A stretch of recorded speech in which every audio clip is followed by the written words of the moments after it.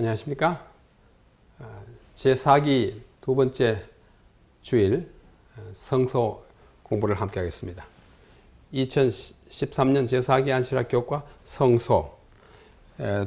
지난 시간에는 하늘 성소에 대하여 우리가 공부했고, 이 시간에는 땅에 임한 하늘이라고 하는 두 번째 공간을 공부하겠습니다. 이름을 참 잘 지었습니다. 제목으로 땅에 임한 하늘. 시사하는 바가 참 구체적이고 좋죠. 땅에 하늘이 임한 것, 그게 성소다 그거죠. 예. 그래서 우리 교과책 저자도 많이 다룬 부분이 뭐냐면 표상학입니다. 그래서 오늘 표상학에 대해서 좀 광범위하게 좀 다루어 드리려고 합니다. 표상학의 의미가 뭔지, 어떻게 해야 하는 것인지 조금 구체적으로. 그 다음에 이건 제가 붙인 제목들인데요. 일, 월, 화, 수, 목, 금까지 내용을 제 나름으로 추려서 창세기에 나타난 성소가 한 두 가지 있습니다. 그 다음에 모세의 성소는 아주 구체적으로 나타납니다. 그 다음에 요한계시록의 성전이 아주 중요해요. 그래서 성소는 결국은 그리스도를 의미한다는 이런 내용으로 우리 이어가겠습니다. 먼저 기억절은 히브리서 8장 5절이에요. 중요한 두 단어는 모형과 그림자입니다. 그들이 섬기는 것은 하늘에 있는 것의 모형과 그림자라. 구약시대에 특별히 모세시대에 하던 그것이 하늘에 있는 것의 모형과 그림자라. 모세가 장막을 지으려 할 때에 지시하심을 얻음과 같으니 이르시되 삼가 모든 것을 산에서 네게 보이던 본을 따라 지으라 하셨느라. 이것은 본이라고 했습니다. 지난주에 공부한 그께서는 식양을 따라 했잖아요. 식양이 본이에요. 우리가 본 뜻을 하지 않습니까? 우리가 옛날에 우리 어머니들이 버선 만들 때에 버선 본 있잖아요. 본 보고 하잖아요. 그런 성소를 지을 때 본을 주신 대로 지은 것인데, 그것이 하늘에 있는 것의 모형과 그림자라고 표현하였습니다. 특별히 이번 둘째 과에서 다루는 것이 표상이라고 하는 단어입니다. 우리가 평소에는 이 단어를 자주 쓰지 않습니다만은 성경을 연구할 때는 가끔 사용하는 단어입니다. 표상, 한자로 이렇게 씁니다. 이 표상이 뭐냐면, 성경을 연구할 때 이 표상은 인간의 구속 또는 구원과 관련하여 구주 예수 그리스도와 그분의 구원 사역을 상징적인 방법으로 미리 보여주는 방편, 도구, 수단을 표상이라고 말합니다. 예수님이 어떻게 구원하실 것인지, 그분의 삶에서 구원의 사역이 어떻게 이루어질 것인지를 구약이 많은 것으로 표상해 놓았습니다. 이것을 영어로는 타이프라고 합니다. 타이프 친다 할 때, 타이프라고 하는 것은 그 글자에 있어서 그걸 탁 치면 그것이 이제 반대로 글자가 나오지 않습니까? 그걸 타이프라고 그래요. 타이프라이터. 국어로는 이것을 표상이라고 하는데, 예표라고도 하고, 표징이라고도 하고, 모형이라고도 하고, 그림자라고도 읽었습니다. 다양해요. 그래서 표상, 예표, 표징, 모형, 그림자 등등. 이 공통점은 무엇입니까? 상징하는 거예요. 그죠? 그런데 아까 우리 제목에서 봤다시피 모형이에요. 기억절에서. 그림자예요. 자, 여기 저를 비추는 이 불빛이 지금 4개나 있습니다. 그래서 아주 매우 밝죠. 이 그림자가 잘 생기지 않습니다만은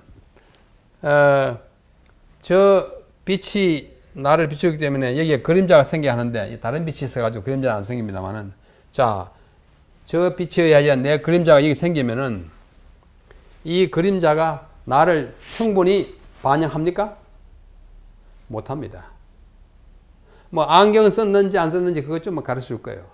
또 내 코가 잘생겼는지 못생겼는지 모를 거예요. 내가 웃고 있는지 울고 있는지 몰라요. 또 내 마음은 또 전혀 몰라요. 나타나는 건 뭐예요? 윤곽뿐입니다. 마치 지상성소가 하늘의 그림자라고 할 때 그와 비슷해요. 구체성이 없습니다. 어떤 사상을 전달할 따름이에요. 그래서 이 그림자로서 그래도 우리가 살펴야 할 이제 진리가 있기 때문에 보는 것입니다. 그래서 구약에 사용된 표상이 크게 네 가지입니다. 뭐 더 다르게 구체적으로 할 수 있을지 모르지만 제가 이해한 데는 네 가지예요. 대부분이 그렇게 이해합니다. 첫째는 표상적인 인물이 있습니다. 인물이 있어요. 아담은 오실자의 표상이니라. 로마서 5장 14절에 그렇게 말씀했습니다. 아담은 오실자의 표상이니라. 오실자가 누구예요? 예수님이에요. 표상이라고 해가지고 그의 생애가 온통 예수님의 생애와 똑같다 그런 뜻이 아니에요. 그림자에 불과해요. 아담이 범죄했듯이 그러면 예수님도 범죄하냐? 그거 아니에요. 어떤 측면이 예수님을 나타내는 것입니다. 또 노아, 예수님의 표상적 인물이에요. 어떤 표상이에요? 그 당시에 죄인들이 다 홍수로 휩쓸려 죽을 때에 거기서 구원받게 하는 구주의 역할을 그 당시에 했습니다. 예수님도 구원자잖아요. 노아의 생애가 모두 예수님의 생애를 반영하는 거 아니에요. 노아가 뭐 술 마시고 좀 추태를 부린 것은 예수님하고 관계가 없어요. 어떤 측면만, 사진을 말하면 어떤 딱 한 장면만, 두 장면만. 그렇죠? 또 아브라함, 굉장히 훌륭한 표상적 인물입니다. 그분이 믿음의 조상이에요. 예수님이야말로 우리 믿음의 조상이고 모범이잖아요. 그런데 아브라함도 실수를 많이 해요. 이삭, 예수님을 가리킵니다. 아브라함의 독생자, 독자이듯이 하나님의 독생자가. 요셉의 생애는 예수님을 가리키는 부분이 굉장히 많아요. 스냅 사진이 참 많습니다. 모세, 아론, 다윗, 요나는 어떤 면에서 예수님의 표상입니까? 사흘 동안 물고기 뱃속에 죽은 듯이 있다가 나와서 부활했어요. 마태복음 12장에 예수님 그러지 않습니까? 사람들 자꾸 표적을 보여달라 하니까 나는 요나의 표적밖에 보일 게 없다. 요나가 사흘 동안 있었듯이 인자도 사흘 후에 살아나겠다 합니다. 표상적인 인물이에요. 뭐 에스겔 인자로서요. 그 다음에 사건이 구원을 많이 나타내 줍니다. 홍수. 이게 심판이에요. 그죠? 앞으로 있을 큰 심판, 노아의 때와 같다. 홍수 같은 그런 심판이 있을 거다. 출애굽은 굉장한 표상적 사건입니다. 우리가 어떻게 구원 얻는지 출애굽 하듯이 우리도 출애굽해야 돼요. 이 세상에서 출애굽해야 합니다. 전쟁, 기근, 재난이 다 어떤 한 몫을 가지고 있어요. 악인의 심판이라고 하는. 그 다음에 제도, 안식일 제도, 결혼 제도, 특별히 수혼, 형수와 결혼하는 거. 마지 결혼했다가 아이 없이 죽으면 그 동생이 형수를 취하여 아이를 낳아서 형을 이렇게 대를 이어주는. 그게 구원과 관련되는 하나의 표상적 제도예요. 성소, 제사제도는 굉장한 구원의 표상들이에요. 그 다음에 사물 있어요. 방주는 하나의 물건이지만은 우리의 구원을 말해줘. 반석, 한 돌덩어리지만은 반석 대신 예수님을 가리켜요. 놋뱀, 다르지만은 예수님을 가리키잖아요. 재물 다 그렇고 야곱의 사닥다리도 다 예수님과 관련된 것입니다. 이런 인물, 또 사건, 제도, 사물 등등을 통해서 예수님과 예수님이 이루시는 구원과 하나님의 심판과 하나님의 구원을 표상하는 그런 것이 성경에 아주 많이 깔려 있습니다. 표상과 관련된 주요 어휘 몇 개를 소개하면 표상, 예표, 표징 이렇게 말했고 이 표상은 실체를 가리킵니다. 실체는 대부분이 예수님이고 하나님이 이루시는 구원의 역사예요.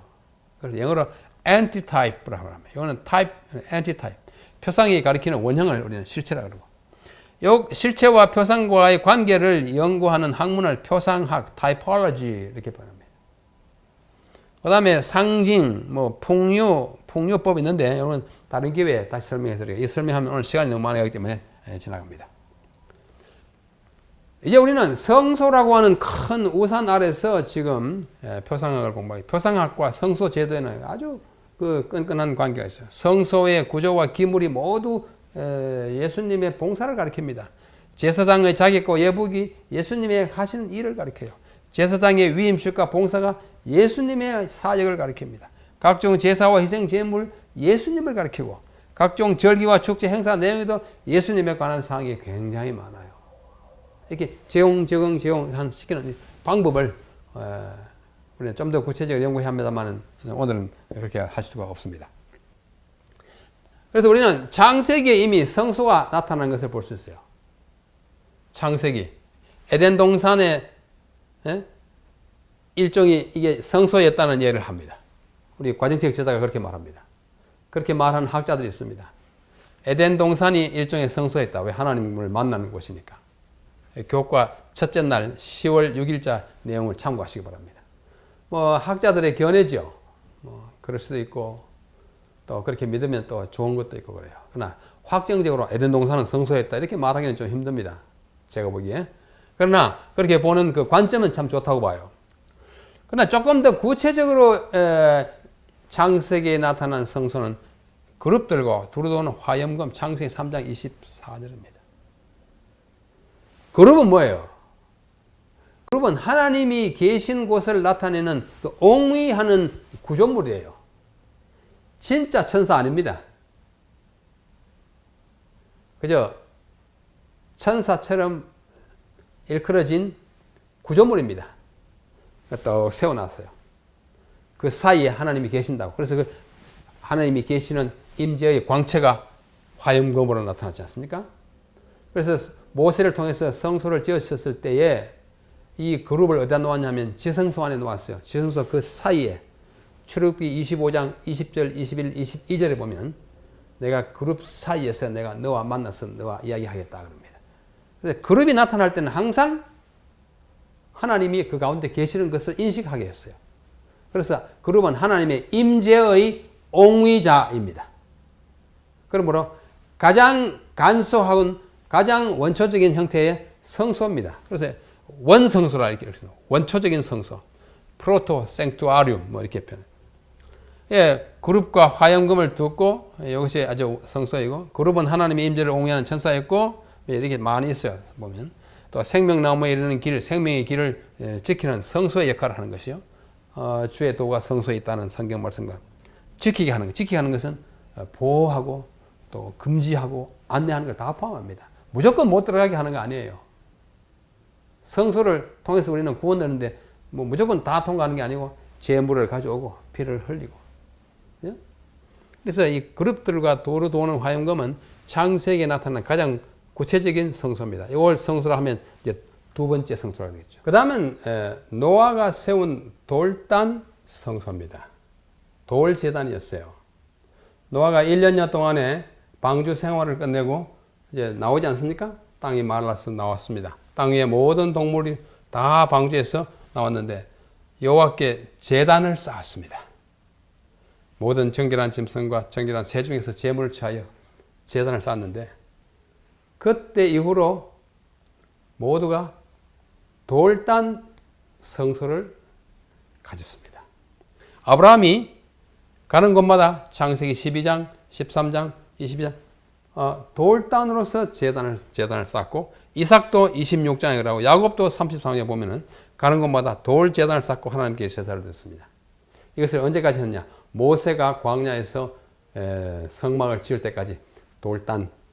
그래서 창세기 3장에는 원초적인 성소 그룹과 화염검이 있었고 노아 이후로는 돌단이 있었고 모세 때로부터 이제 우리는 성막을 보게 되는 것입니다. 그래서 모세의 성소가 나타납니다. 성소 건축의 목적과 명령이 출애굽기 26장, 이거 잘못 썼습니다. 25장입니다. 여기 25장 8절 9절이에요. 죄송합니다. 내가 그들 중에 거할 성소를 그들을 시켜 나를 위하여 짓되 물론 내가 네게 보이는 대로 장막의 식양과 그 기구의 식양을 따라 지을지니라.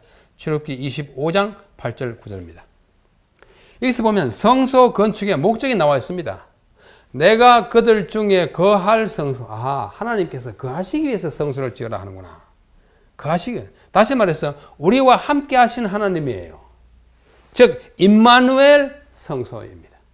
임마누엘 우리와 함께 하신 하나님 뜻 아닙니까? 성소 건축의 목적과 임마누엘 곧 성육신 하신 우리 주님의 그 큰 사건의 목적이 똑같습니다. 같은 목적을 가지고 있어요. 여기 식양 했어요. 예, 우리가 지난 시간에도 잠시 살펴봤습니다. 식양은 모형, 뭐 같은 것, 뭐 이런 뜻을 가지고 형상 갖고 있어요. 우리는 이러한 성소 건축의 목적이 곧 하나님이 우리와 함께 거하시는 것이라는 확실한 걸 보여주고 있습니다. 이러한 맥락에서 여기 있는 예레미야 17장 12절 13절 그 상단의 내용은 우리에게 아주 시사하는 바가 참 많습니다. 이렇게 말합니다. 영화로우신 보좌여, 시작부터 또는 우리 개혁에는 원시부터 높이 계시는 분이시여, 우리의 성소이시며 이스라엘의 소망이신 여호와여.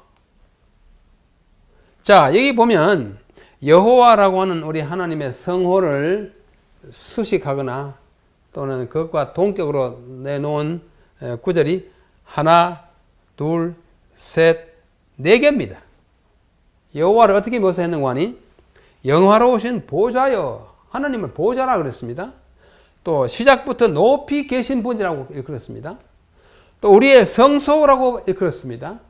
이스라엘의 소망이라고 일컬으면서 마지막으로 여호와여 그랬어요. 우리가 다른 것 좀 제쳐두고 우리의 성소이신 여호와, 여호와는 우리의 성소예요. 특별한 의미에서 굉장히 시사하는 바가 참 많습니다. 그래서 이 성전이 정말로 성소가 우리와 함께 하신 하나님이라는 것을 말해주는데, 요한계시록에 가보면 이 성전이라는 단어가 16번 나타나요. 16번. 근데 성전을 가리키는 신약의 언어인 헬라어에는 그 단어가 두 가지가 있습니다. 두 개 있어요. 하나는 히에론이라는 단어이고 헬라어요. 신약성경에 71번 나타납니다. 이것은 성전은 성전인데 건물뿐만 아니라 경내, 그 구내를 다 포함한, 땅까지 포함한 울타리 안에 모든 지역을 가리킬 때 히에론, 거룩한 영역, 그런 뜻이에요. 성전이에요. 또 하나의 단어는 나오스라는 단어입니다. 나오스는 46번 나타나는데 이보다는 적게 나타나죠. 이 단어도 성전으로 번역됐지만 이것은 오직 건물만을 가리킬 때 사용한 단어입니다. 성전의 전각, 건물만 가리킬 때는 나오스, 구내를 다 포함할 때는 히에론 이렇게 표현해요. 그런데 우리말 다른 말이 없기 때문에 히에론도 성전, 나오스도 성전. 영어도 마찬가지예요. 영어도 히에론도 템플, 나오스도 템플 이렇게 번역해놔서 헬라 원어로 뭔지를 찾아보지 않으면 알 수 없습니다. 이것이 이제 왜 중요하냐면 요한계시록에 나타나는 성전은 모두 히에론이 아니고 나오스예요. 건물을 가리킵니다. 건물을 가리킬 때 방금 말씀드린 바와 같이 요한계시록의 성전이라는 단어가 16번 사용됐는데 제가 일일이 다 읽을 수는 없습니다. 그래서 첫째 번은 3장 12절 이기는 자는 내 하나님 성전의 기둥이 되게 하리니 그가 결코 다시 나가지 않느라. 성전 하나님의 집이 있어요. 그 다음에 둘째는 7장 15절입니다. 그들이 하나님의 보좌 앞에 있고 또 그의 성전에서 밤낮 하나님을 섬긴다. 보좌에 앉으시니가 그들 위에 장막을 치겠다. 보좌, 장막이라는 단어와 함께 쓰이면서 그게 성전이라는 단어가 있어요. 그러므로 장막과 보좌와 성전은 아주 한 컴플렉스 같은 그런 것을 우리에게 보여주고 있어요. 그 다음에 세 번째, 네 번째는 11장 1절 2절이에요. 성전과 제단이 있고 성전 밖에 마당이 있고 지상성소를 아주 많이 연상시키는 그런 구조로 요한에게 보여주셨어요. 계시된 것입니다. 그 다음에 다섯 번째는, 여섯 번째는 11장 19절에 두 번 나옵니다. 성전이 열리니 성전 안에 하나님의 언약궤가 지성소의 모습을 보이지 않습니까? 일곱 번째는 14장 15절 다른 천사가 성전에서 나와 심판하러 들어갑니다. 그 다음에 여덟 번째는 14장 17절 다른 천사가 하늘에 있는 성전에서 나옵니다. 그 다음에 아홉 번째, 열 번째는 15장 5, 6절에 있어요. 정거 장막의 성전으로부터 일곱 천사가 나왔다. 심판 광경이에요. 그 다음에 11번째, 12번째는 여기 15장 8절에 두 번 나와요. 13번째는 16장 1절에 내가 들으니 성전에서 큰 음성이 나옵니다. 14번째는 16장 17절 성전에서 보좌로부터 보좌가 있는 성전이에요. 마지막 두 번은 15번, 16번은 21장 22절. 여러분 요한계시록 21장은 무슨 장입니까? 새하늘과 새 땅이잖아요. 그렇죠? 앞에까지는 새하늘과 새 땅 아직 아니에요. 그냥 성전이 많이 나왔어요. 거기서 천사가 나오고 보좌가 있고 막 했는데 마지막 21장 22장에는 성 안에 성전을 내가 보지 못하였으니 이렇게 표현합니다. 구속이 다 이루어진 다음에 새하늘과 새 땅에서는 성전이 안 보입니다. 물론 성 안에 안 보인다 해가지고 어떤 분은 성 밖에 있겠지. 근데 그건 좀 억측인 것 같습니다. 왜냐하면 성이 그야말로 도성인데 그 안에 있어야 맞습니다. 왜 성전이 안 보이는 거 하니 이제는 구속이 이루어진 새하늘과 새 땅에서는 지상 성소와 같은 것이 없게 안 보이는 거 하니 주 하나님과 전능하신 이와 및 어린 양이 그 성전이 되기 때문입니다. 이제는 구원이 다 이루어졌기 때문에 구주로서의 우리 주님의 모습이 이제는 표상적으로 할 필요가 없어졌습니다. 그러므로 지상의 구조와 같은 성격의 하늘 성전은 이 21장, 22장 새하늘과 새 땅에서는 안 보이더라고. 안 보인다는 것은 감춰졌다는 뜻이라기보다는 이미 그 모든 효력을 상실하고 이제는 없어도 된다는 뜻을 우리에게 포함합니다. 그래서 저의 결론은 이렇습니다. 새하늘과 새 땅의 성 안에는 지상의 성소와 같은 성소는 더 이상 존재하지 않고 뭐 있느냐?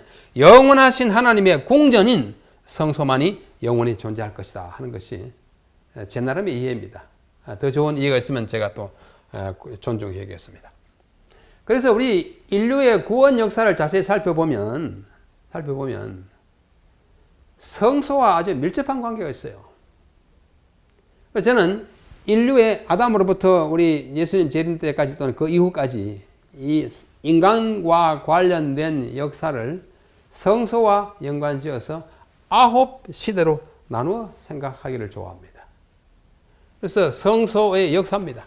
첫째, 원초 성소 시대는 아담부터 노아까지입니다. 창세기 3장 24절에 있는 그 그룹들과 화염금, 아주 간소한 지극히 원초적인, 원시적이라 그러면 좀 미개하다고 뜻을 가지기 때문에 말고 원초적인 성소 시대가 노아부터 아담부터 노아까지. 그 다음에 이제 홍수로 말미암아 그것이 하늘로 가버리고 없어졌습니다. 노아가 방주에서 나올 때부터는 돌단, 제단을 쌓았어요. 제단 성소 시대, 노아로부터 모세까지. 모세는 이제 회막을 지었습니다. 회막 성소 시대, 모세로부터 솔로몬이 성전을 지을 때까지.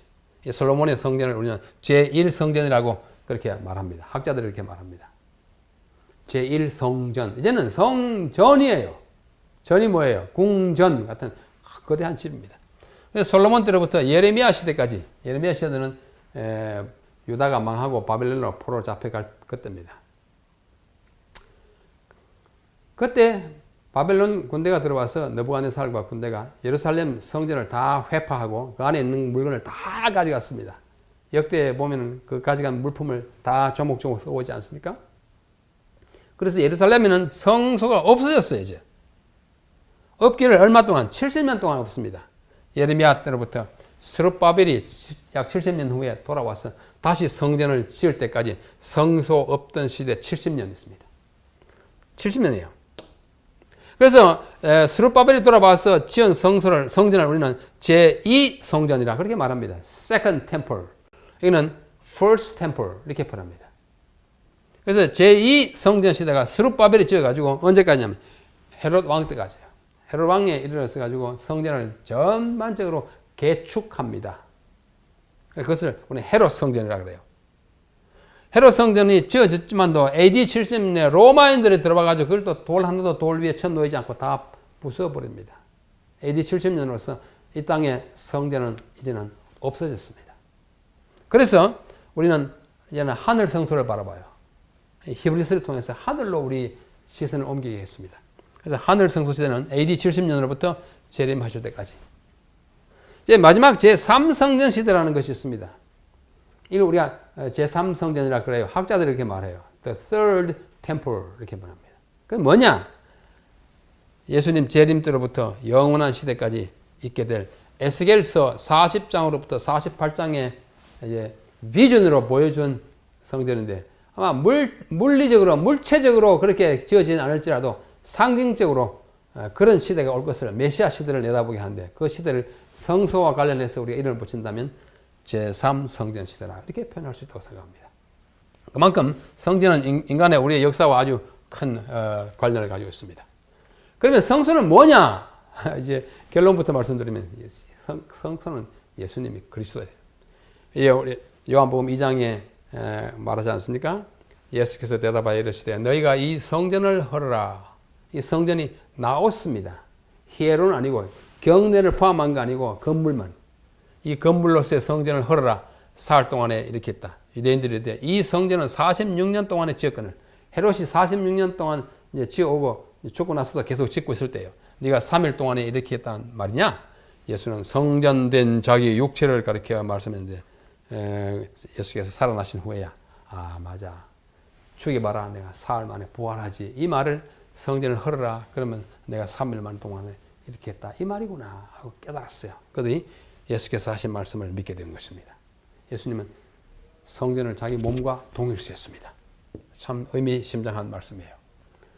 그 다음에 히브리서 10장에 보면은 그러므로 형제들아 우리가 예수의 피를 힘입어 성소에 들어갈 담력을 얻었나니 그 길은 우리를 위하여 휘장 가운데로 열어놓으신 새롭고 산 길이요 휘장은 곧 저의 육체니라.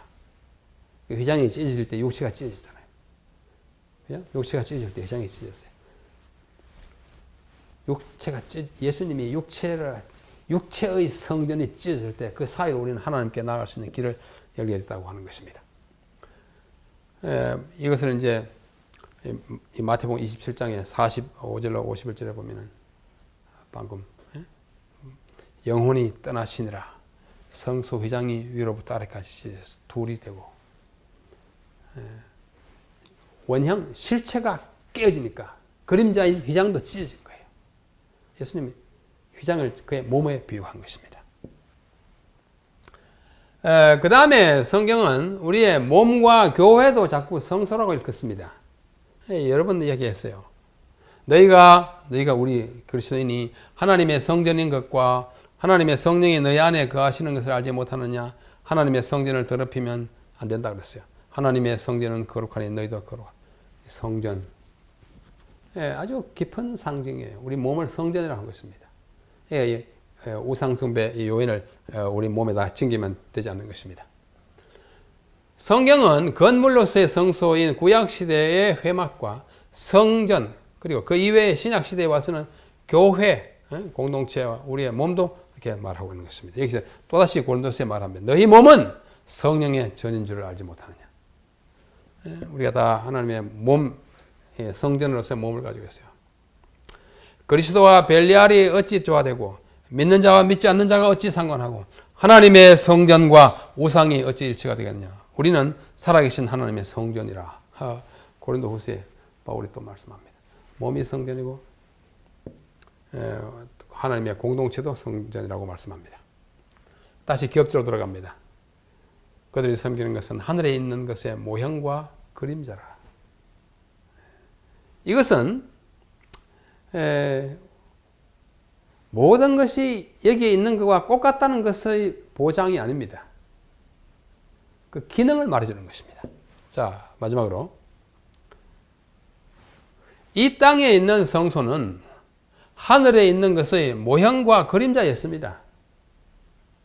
그런 의미에서 성소는 땅에 임한 하늘이에요. 제목 참 잘 붙였어요. 그러나 모형과 그림자는 실물의 윤곽을 어느 정도 그려주지만 아까 말씀드렸지 않습니까? 빛이 비추면 내 그림자가 나타나는 윤곽을 보여주는 것이지만 실물의 구체적인 형상과 내용은 보여주지 못합니다. 성소도 그렇습니다. 광야에 있는 그 성막을 통해서 하늘의 성전을 그대로 재현하기는 불가능합니다. 다만 그 실물의 존재와 그것이 의미하는 바를 어렴풋이 희미하게 말해줄 따름인 것입니다. 그래서 이번 우리 공부는 하시되 너무 이걸 아주 구체적으로 이렇게 하늘에도 뭐 번제단이 있고 또 거기서 지붕이 있고 이렇게 생각하는 것은 좀 다른 문제를 낳게 되지 않나 생각합니다.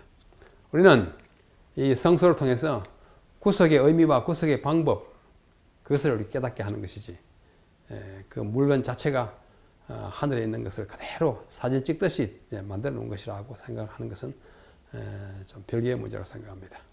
모쪼록 지난주에도 말씀드렸다시피 우리 좀 더 열심히 연구해서 교과 시간에도 토의를 잘 하시고 또 개인적인 연구를 통하여 많은 지식과 정보를 비축하게 되기를 간절히 바랍니다.